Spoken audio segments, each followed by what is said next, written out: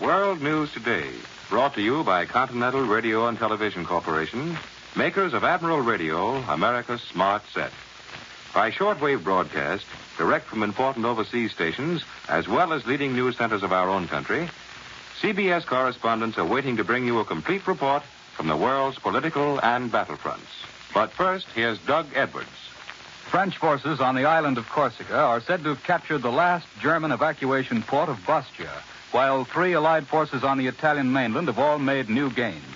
The Red Army is smashing on toward the German base at Gomel, and 4 Russian spearheads are threatening the eastern border of White Russia. Allied planes are back over the continent in force today as the British observe the 3rd anniversary of their victory over the Luftwaffe. And in the Pacific, Australian troops are within 3/4 of a mile of the Jap base at Finschhafen, New Guinea. Now, Admiral Radio takes you direct to Algiers. John Daly reporting.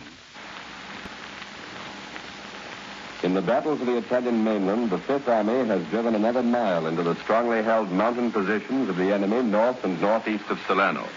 Although progress has been slow immediately above Salerno, the right flank of the 5th Army has made substantial gains. In the last 6 days, the American forces there have advanced 30 miles against stiff opposition and now hold an unbroken front along what are described as various key roads.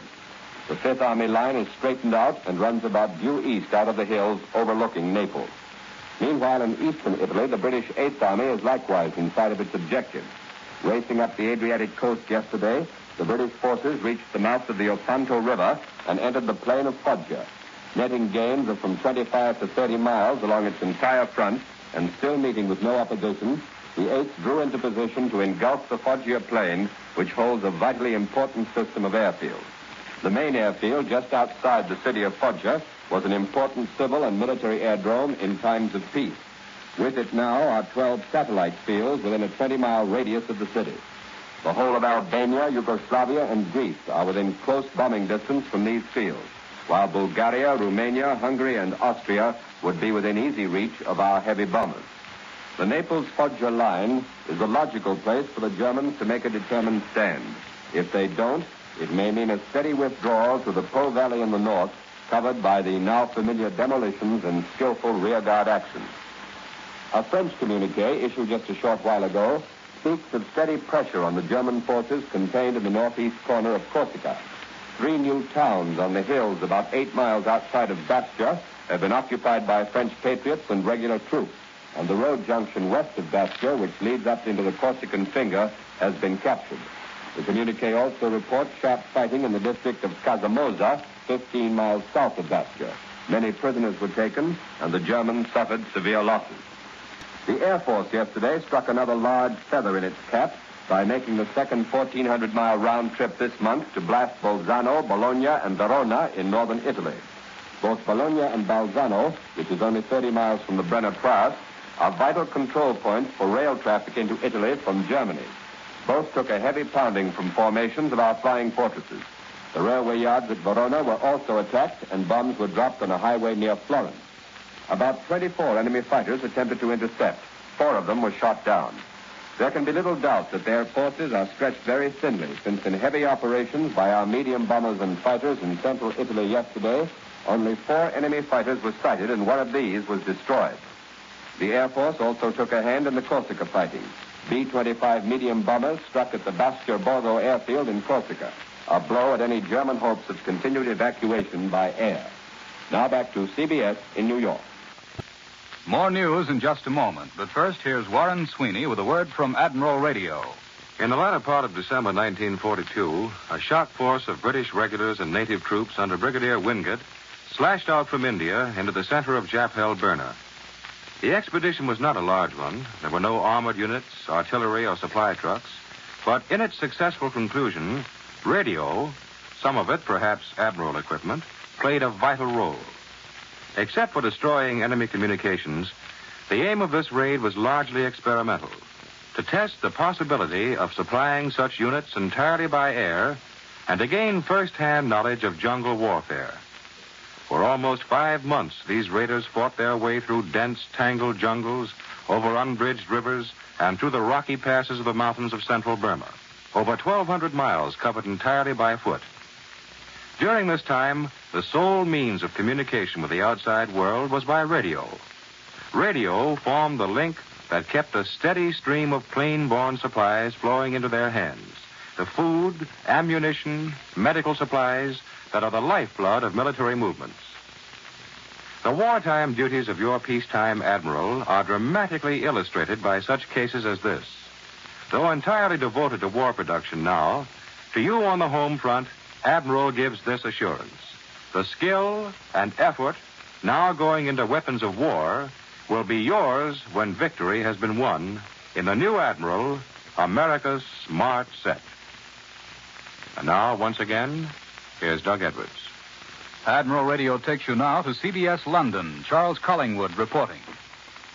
This is Battle of Britain Sunday over here. The British have a rather nice habit of setting aside a Sunday every now and then to give thanks for some great event of the war. And all over Britain today, in thousands of little churches, people came to thank God that the Battle of Britain had made it possible for them to be still in the war today. In London, it was a big church, and the King and Queen went to the great Cathedral of St. Paul's and sang God Our Help in Ages Past and heard the Archbishop of Canterbury.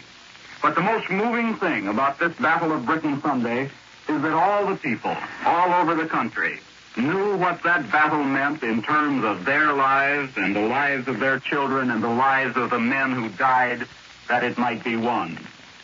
But the war goes on, of course, and with it all of the little things that we must look to if we want to know what the big things are.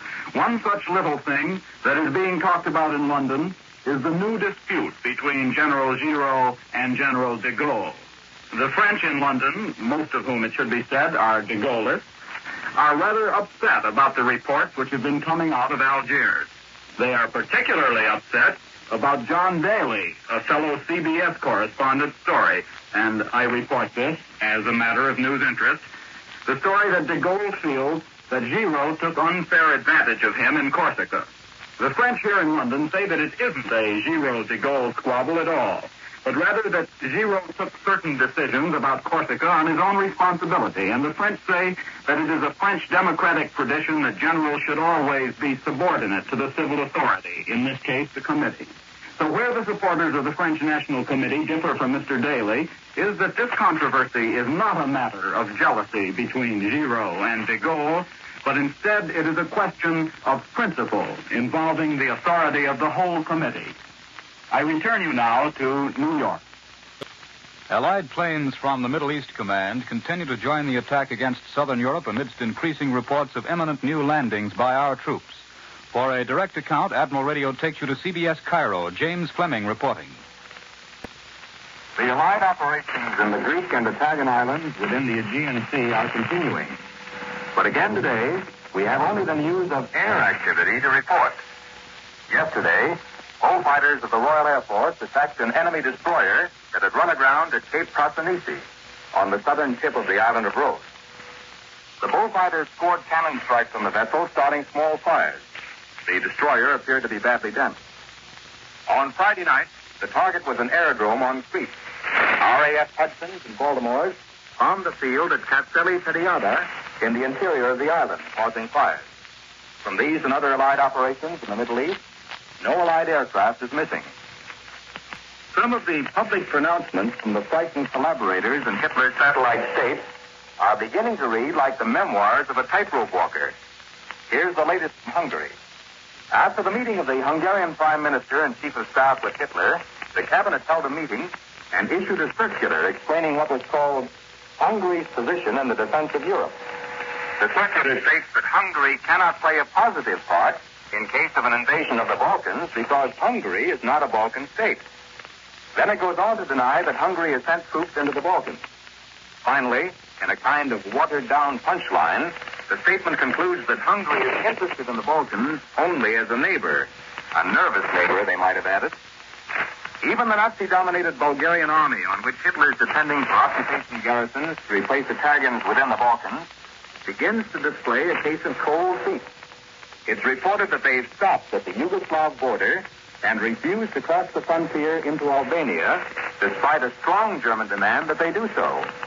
For the Bulgars, the sight of strong Allied forces just across the Adriatic in Italy is just too discouraging.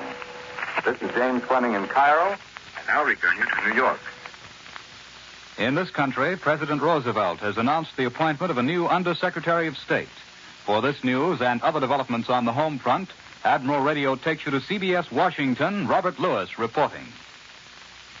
President Roosevelt's appointment of Edward R. Stettinius, Jr. as the new Undersecretary of State and his establishment of a new Office of Foreign Economic Administration is being interpreted here as a move to bolster the State Department for the many post-war problems which already are developing on the international front. As Lend-Lease Administrator, Stettinius became acquainted at first hand with many of the problems confronting the various countries of the United Nations. And in both that capacity and in his former position as chairman of the board of the United States Steel Corporation, he was in a position to know his own country's needs and aims. In Congress, his confirmation seems assured. Both Democratic and Republican members of the Senate Foreign Relations Committee have said that his appointment will be well received. In announcing Stettinius' appointment, the president also revealed officially that Sumner Welles had resigned. In the consolidation of the various agencies dealing with foreign economic matters into the new Office of Foreign Economic Administration, the president named Leo T. Crawley as the administrator. He will be in complete charge of all operations, subject only to State Department direction and policy. Former Governor Herbert Lehman, who resigned simultaneously from his Foreign Relief and Rehabilitation post, was appointed special assistant to the president. He is expected to work out the details of the forthcoming United Nations Relief Conference to be held here in Washington in November. And it's understood that Lehman will be this country's nominee for the chairmanship of that conference and its resulting Inter-Allied Commission. On the home front, the administration apparently has set the stage for another congressional battle over subsidies. The War Food Administration has announced a $100 million milk subsidy program, and it's understood that it's also preparing to ask for an extension and enlargement of the Commodity Credit Corporation. In the third war loan drive, the Treasury says now that we are within $1,695 million of the goal. This is Robert Lewis in Washington. Now back to CBS New York and Doug Edwards. The Red Army's latest successes pose a great many problems for the German High Command. For a summary of these problems, here is Columbia's military analyst, Major George Fielding Elliott. Today, the great military question regarding the Russian front is this: can the Germans hold on the line of the river Dnieper? At the moment, the Russians are engaged in mopping up the remnants of German resistance in the salient between fallen Smolensk and still resisting Gomel. They are hammering heavily at all the German bridgeheads on the left bank of the Dnieper from Kiev down to Zaporozhye. None of these bridgeheads have fallen as yet, and so far there is no report that indicates that the Russians have anywhere crossed the Dnieper in force, though it is quite possible that patrols may have reached the western bank.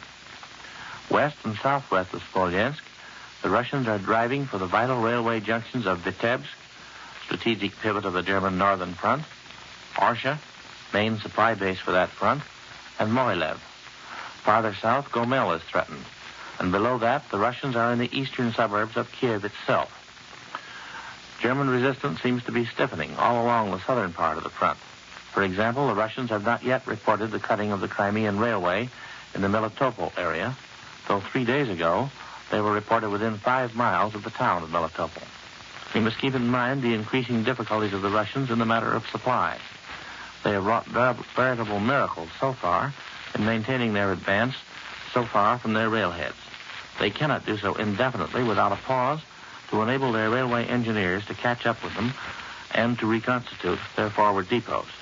It may be that German resistance along the Dnieper will bring about the occasion, indeed the necessity, for that pause. But we do not know as yet whether that will be the case. That was Major George Fielding Elliott. Standing by at a CBS microphone in Honolulu are 2 Navy men who played important parts in our recent attacks on Japanese installations in the Gilbert Islands. For their stories, Admiral Radio takes you to CBS Honolulu, Webley Edwards reporting.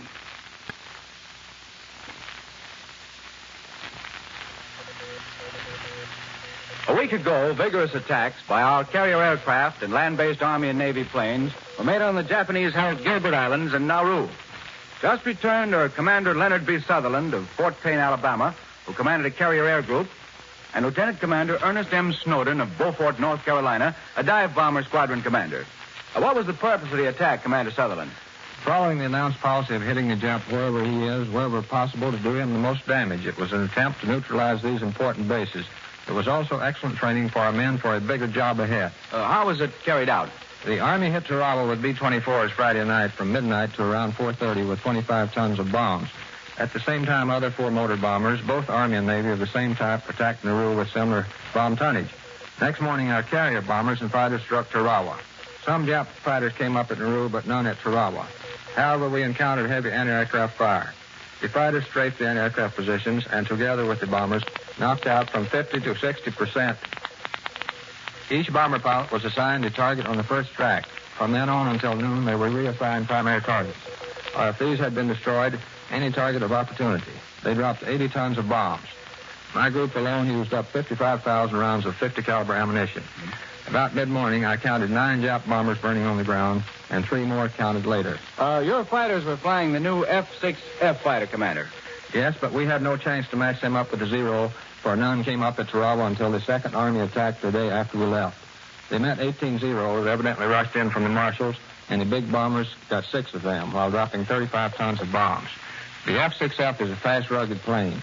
My group had 40 planes shot up, but in the entire operation, only 4 planes, 2 dive bombers, a torpedo bomber, and a fighter were lost. None of the Army or Navy 4-motor bombers were down.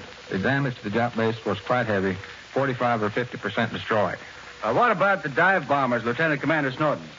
I saw quite a few explosions and fire start up from our bombs. The fighters are everywhere, and the tracer bullets look like hoses pouring out red lead.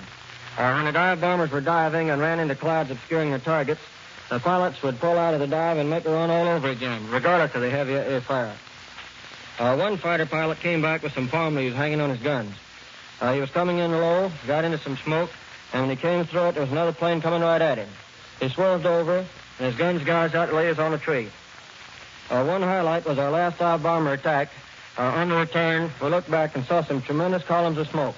I think the fire started from bombs that set off an ammunition dump. Commander Sutherland, do you feel the Japs were caught napping? No, I think that his large defense perimeter keeps him spread pretty thin. It looks like the Jap is going to have quite a bit of worrying about where to put his available fighter planes from now on. Thank you, Commander Leonard B. Sutherland, Air Group Commander, Lieutenant Commander Ernest M. Snowden, Dive Bomber Squadron Commander, with this story of the Gilbert Islands attack. Good luck. This is Webley Edwards in Honolulu. I return you now to New York.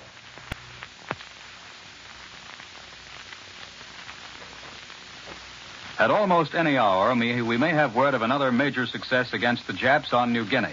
General MacArthur reports that Australian troops beating down bitter Jap resistance have moved within 3/4 of a mile of the enemy base at Finchhofen. And over on the Asiatic mainland, American medium bombers have again hit Jap installations in Burma. A communique from New Delhi tells of 4 buildings being destroyed in the Memao area east of Mandalay. Our bombers also attacked Japanese shipping in a sweep of the upper Irrawaddy River, and they scored a direct hit on 1 large ship.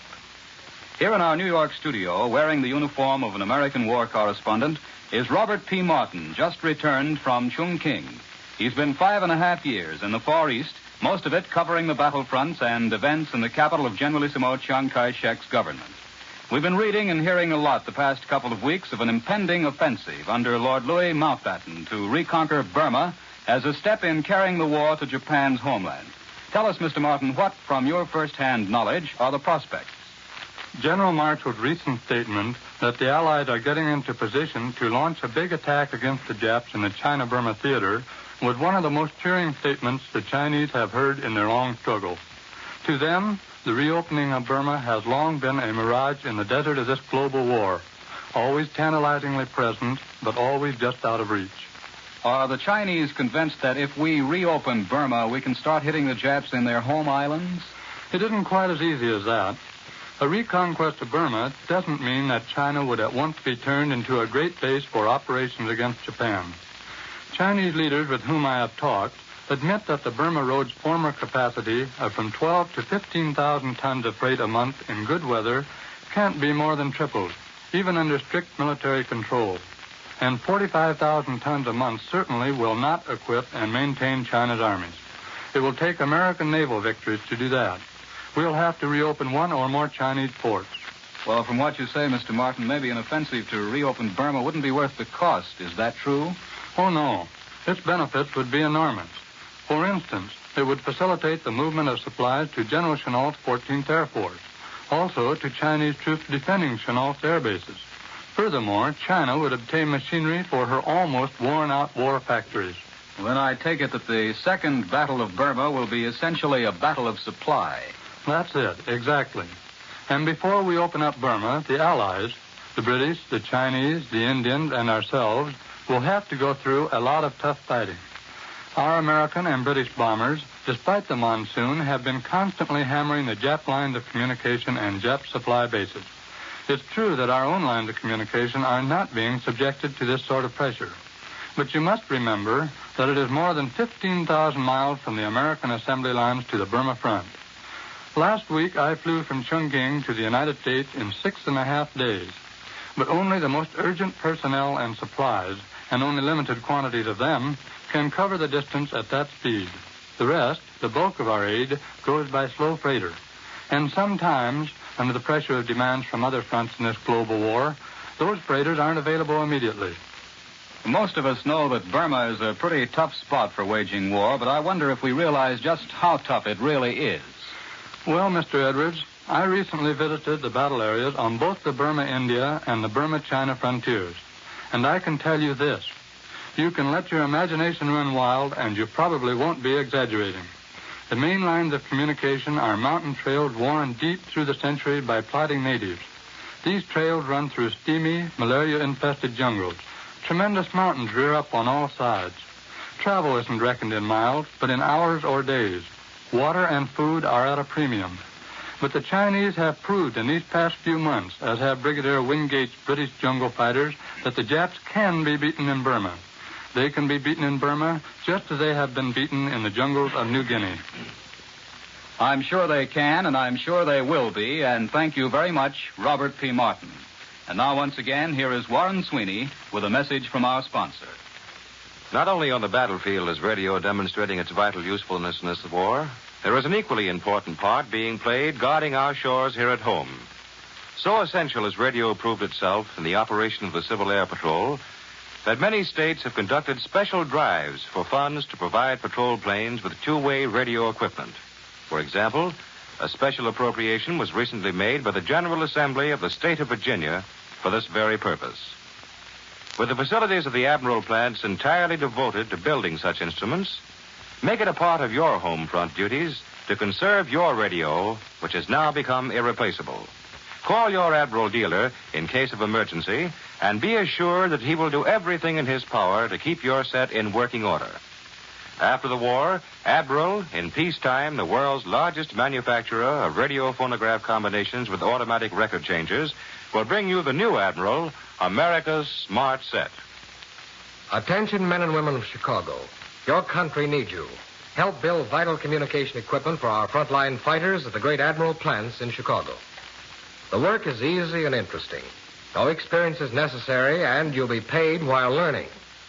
The factories are modern with the latest type machinery, as well as company cafeterias for your convenience. Simply go to the employment office of the Admiral plant at 4150 North Knox Avenue by taking a Montrose streetcar to 4600 West. Or take the Armitage Avenue car to the Admiral plant at 3815 Armitage Avenue. Get into radio now, the modern business with a great future. Be sure to listen again next Sunday when the Continental Radio and Television Corporation again brings you World News Today, direct from the leading news centers of the world. This is the Columbia Broadcasting System. You're listening to the WBBM Air Theater, Wrigley Building, Chicago.